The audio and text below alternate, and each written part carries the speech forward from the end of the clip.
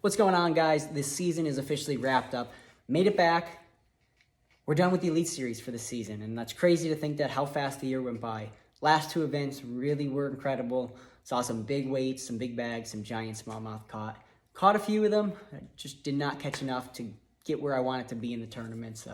Unfortunately, just missed out on the day 3 cut in both events by a combined total of 11 ounces, finishing 51st at Lake Champlain and 53rd at the St. Lawrence River. Really did sting. I made some critical mistakes in both events that kind of cost. They definitely costed me having a chance of fishing on day 3 big time. Got to learn from those. I got to grow from those. Got to improve going into next year on some of those mistakes that I made. It's all part of it. It's fishing, and it does happen. So all we can do is grow from it and get better as time goes on. So first things foremost, I want to talk about the baits, the rods, the line, the equipment that I used throughout the last 2 events of the year. Basically what got it done, what I used at both of the lakes, and how I targeted the fish and what they were doing. So at Lake Champlain, a lot of fish were roaming. They were chasing an alewi, they were chasing some smelt, and there were schools of those bait fish, and you'd see the bait fish and you'd see some smallmouth. Either they'd be under them in groups of 1, 2, or 3. You might even have a group of like 15 to 30 smallmouth under these bait balls. And the key for me, really, for the most part, was utilizing one bait.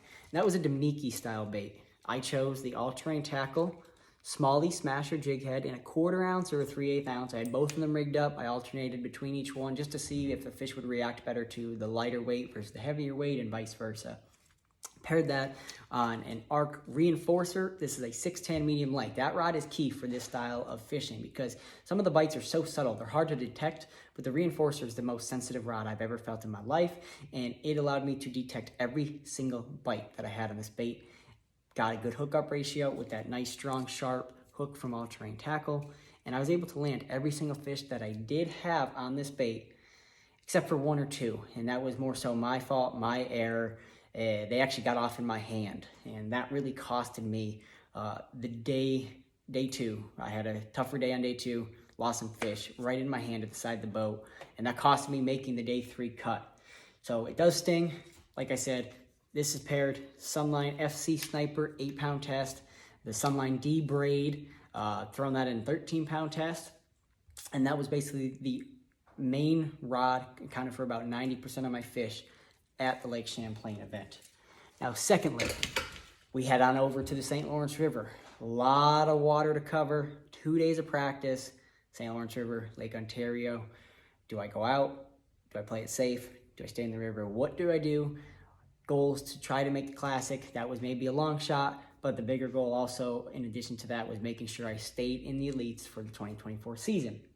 So what did I do on day 1? Try to play it safe. We had some wind coming, some overcast conditions. I thought staying in the river would be my best option to play it safe. And unfortunately, didn't get as many bites as I thought I would. And I only ended up weighing in 17 pounds. I lost 2 critical fish right at the side of the boat.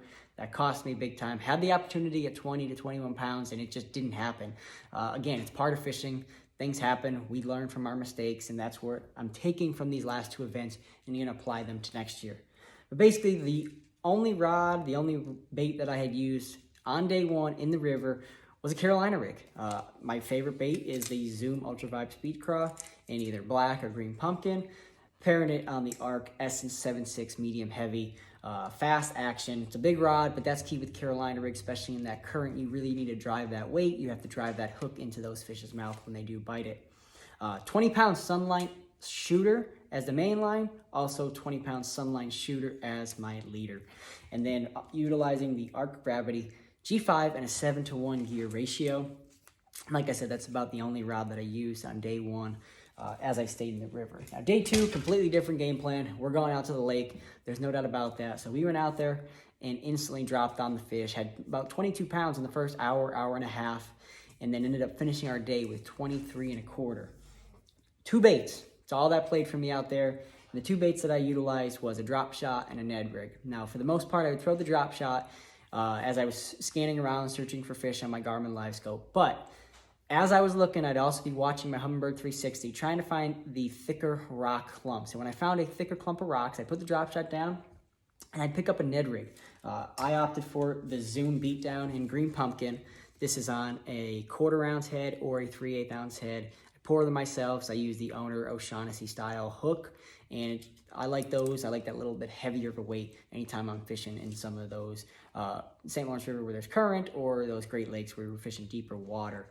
I paired this on an arc reinforcer, 7'1". Again, going with the reinforcer to detect some of those subtle bites. And then key for me on the Ned style bait, throwing a beat down, is utilizing the Sunlight SX1 lime green braid. I want that braid because if I'm going to make a long cast out to a rock pile that might be 80 to 100 feet out from the boat, I need to make sure I could see my line jump if I get a bite. And that's key, having that bright line. Also using the Sunline FC Sniper 10-pound as a leader. And that was one of the big fish catching baits of my day 2. I caught my 2 biggest ones on that bait. And without that, I wouldn't have had as big of a bag as I did. It just seemed like those bigger fish really hunkered down in those rock piles. But when I wasn't catching them in the rock piles, when I was catching some of those fish roaming on the Garmin Live Scope, basically came down to 2 baits. The drop shot.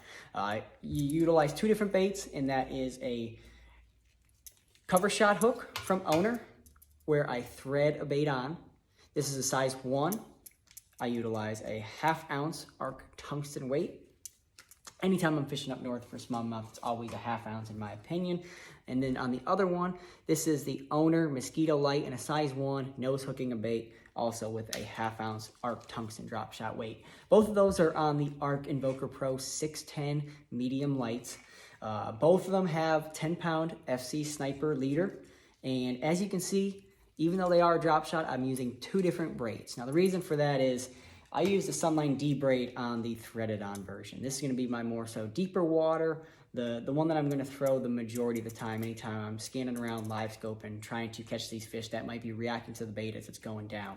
But other than that, I use the Sunline SX1 on a nose hooked option because I like to utilize this one a little shallower. If I'm going to go up shallower to maybe some roaming fish, to some cruising fish, I'm going to opt for that lime green line. I might be making some closer pitches to the boat, and I need those that green line to detect some of those subtle bites. You know, I might be dealing with some overcast conditions, or if there's some light breeze, I'll be making a pitch to a fish that I might see cruising, and I have my line just kind of in the wind, and I'm going to watch and see if that line jumps. And then I know that fish went to that bait and picked it up and started taking off without actually pulling back on that fish and having him feel me. So that's how I differentiate my 2 drop shot setups anytime I head to Lake Ontario, St. Lawrence River, or any of the Great Lakes.